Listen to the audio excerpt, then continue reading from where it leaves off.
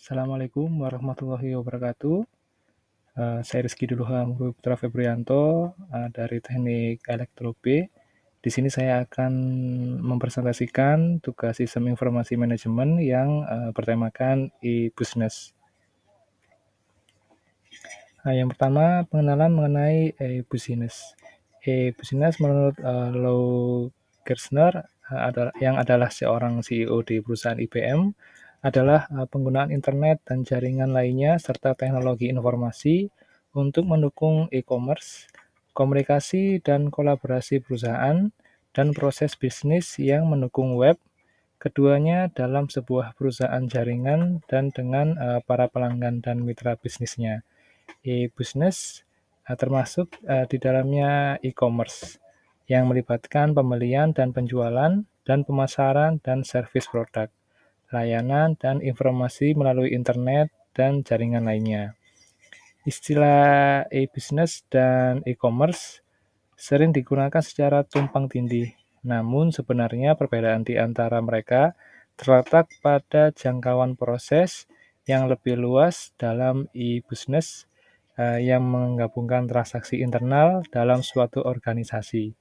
Ini termasuk transaksi yang berkaitan dengan pengadaan, logistik, manajemen, rantai pasokan, pembayaran, kontrol stok, dan pelacakan pesanan. E-commerce dapat dipahami sebagai bagian dari e-business. Jika menurut Xavi di tahun 2004, e-commerce lebih pada fokus dalam transaksi eksternal pembelian dan penjualan produk dan layanan. Kegiatan e-business bervariasi dalam ruang lingkup dan jenisnya.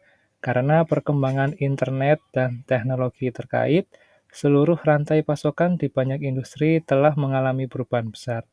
Beberapa organisasi berspesialisasi dalam aktivitas bisnis ke bisnis atau B2B, menyediakan layanan e-niaga di seluruh rantai pasokan atau di bagian tertentu dari rantai pasokan, seperti pengadaan elektronik, logistik, pengendalian inventaris, pemesanan, pembayaran, dan distribusi. E-commerce juga mencakup platform kolaboratif yang memungkinkan berbagai organisasi untuk berbagi informasi dan pengetahuan demi keuntungan bersama, yaitu organisasi pasar elektronik yang menyatukan organisasi untuk membeli dan menjual produk dan layanan atau menyediakan layanan dukungan bisnis online. Komponen inti e-business adalah informasi, komunikasi, dan transaksi. Mitra bisnis menggunakan jaringan digital, baik pribadi atau internet, untuk menjalankan proses bisnis dan memanfaatkan teknologi inovatif untuk meningkatkan efisiensi. 3 bidang utama e-business. Yang pertama, e-procurement atau pengadaan, menjelaskan transaksi pembelian B2B yang dilakukan secara online atau melalui platform digital. Umumnya, transaksi ini terjadi berdasarkan kemitraan bisnis dan pemasok. Yang kedua, ada online store atau toko online. Toko online mencakup toko lokal kecil, toko grosir, toko e-commerce seperti toko di platform Tokopedia, Shopee, dan lainnya. Toko online beroperasi dengan model bisnis seperti B2C atau C2C. Menjalankan toko online memerlukan katalog produk, keranjang belanja, dan item lainnya. Yang ketiga ada online marketplace atau pasar online. Pasar online seperti pasar dengan banyak toko, dan banyak toko mungkin menjual produk yang sama. Konsumen dapat memilih harga termurah atau fasilitas terbaik untuk bertransaksi. Contoh yang paling sering kita temui ada Tokopedia, Lazada, dan Bineka. Berikutnya ada perspektif B2C dan B2B. Yang pertama ada B2C atau Business to Consumer. Business to Consumer adalah salah satu model penjualan yang paling populer dan dikenal. Konsep Business to Consumer pertama kali digagas oleh Michael Aldrich pada tahun 1979. Ia memanfaatkan televisi sebagai media utama untuk menjangkau konsumen. Business to consumer secara tradisional digunakan untuk menggambarkan belanja di toko atau kompleks, makan di restoran, pergi ke bioskop, dan sebagainya. Namun, internet memunculkan bentuk bisnis yang sangat berbeda untuk business to consumer, e-commerce atau penjualan barang dan jasa berbasis internet. Yang berikutnya ada B2B atau business to business. Adalah pertukaran komersial antar bisnis seperti yang melibatkan produsen dan pedagang grosir, atau pedagang grosir dan pengecer. Business to business adalah bisnis yang dilakukan antar perusahaan, bukan antara konsumer atau konsumer ke perusahaan. Transisi bisnis ke bisnis adalah hal biasa dalam rantai pasokan, karena perusahaan membeli komponen dan produk seperti bahan mentah yang kemudian digunakan untuk membuat satu produk.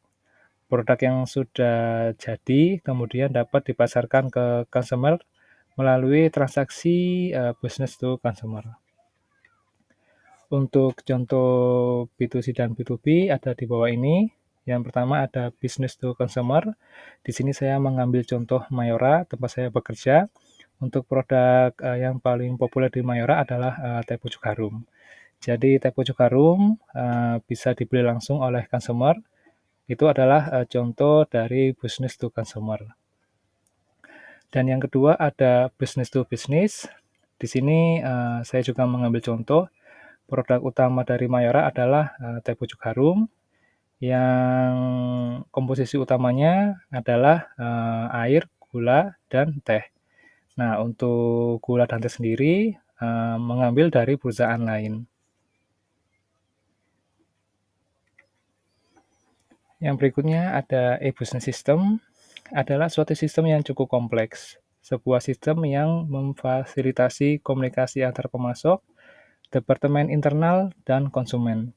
Sebuah korporasi yang akan memanfaatkan e-business ini merupakan usaha yang signifikan. Penting untuk merencanakan dan merancangnya dengan cermat sebelum memulai membangun. Biasanya, perusahaan akan mulai menambah sistem informasi kecil yang mendukung sistem internal, seperti sistem informasi yang mendukung semua fungsi bisnis, pemasaran, sumber daya manusia, keuangan, akuntansi, dan operasi. Sistem informasi tersebut kemudian digabungkan dan terciptalah sistem informasi yang lebih besar yang biasanya disebut sistem perusahaan lintas fungsional atau cross-function enterprise system. Berikutnya saya akan menjelaskan cross-functional enterprise system atau CFS. Banyak organisasi saat ini menggunakan teknologi informasi untuk memfasilitasi CFS yang memperluas batas-batas fungsi bisnis tradisional untuk meningkatkan dan merekayasa ulang proses-proses penting di seluruh perusahaan. Pada metode tradisional, fungsi manufaktur dipisahkan dari fungsi pemasaran karena dianggap tidak mempunyai hubungan langsung satu sama lain.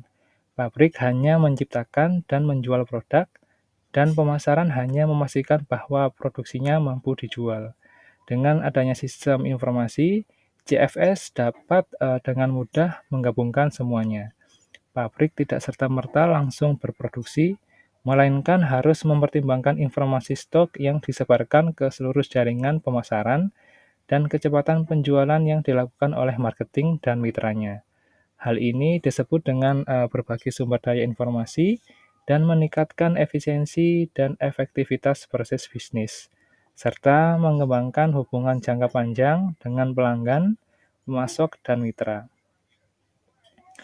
Beberapa aplikasi populer seperti SAP Amerika, PeopleSoft, Oracle, dan lainnya dianggap sebagai aplikasi CFS. Aplikasi ini menggambarkan komponen dasar, proses dan antarmuka dari aplikasi e-bisnis ini, serta keterkaitannya satu dengan yang lainnya. Aplikasi ini juga menjelaskan pentingnya sistem bisnis tersebut untuk mendukung pelanggan bisnis, pemasok, mitra, dan karyawan. Sistem pada CFS tidak hanya berkonsentrasi pada fungsi bisnis tradisional, atau hanya mendukung proses bisnis internal perusahaan. Namun aplikasi ini juga fokus pada penyelesaian proses bisnis mendasar bersama dengan pelanggan, pemasok, mitra, dan pemangku kepentingan karyawan perusahaan. Dengan demikian, Enterprise Resource Planning atau ERP berkonsentrasi pada efisiensi proses produksi, distribusi, dan keuangan internal perusahaan. Berikutnya, Customer Relationship Management atau CRM berfokus pada memperoleh dan mempertahankan pelanggan yang menguntungkan melalui proses pemasaran, penjualan, dan layanan. Yang ketiga, Partner Relationship Management atau PRM bertujuan untuk mendapatkan dan mempertahankan mitra yang dapat meningkatkan penjualan dan distribusi produk dan layanan perusahaan. Yang keempat ada Supply Chain Management atau SCM, berfokus pada pengembangan sumber dan proses pengadaan yang paling efisien dan efektif dengan pemasok untuk produk dan layanan yang dibutuhkan bisnis. Yang terakhir, aplikasi Knowledge Management atau AKM memberikan karyawan perusahaan dengan alat yang mendukung kolaborasi kelompok dan dukungan keputusan. Terima kasih. Demikian presentasi dari saya. Assalamualaikum warahmatullahi wabarakatuh.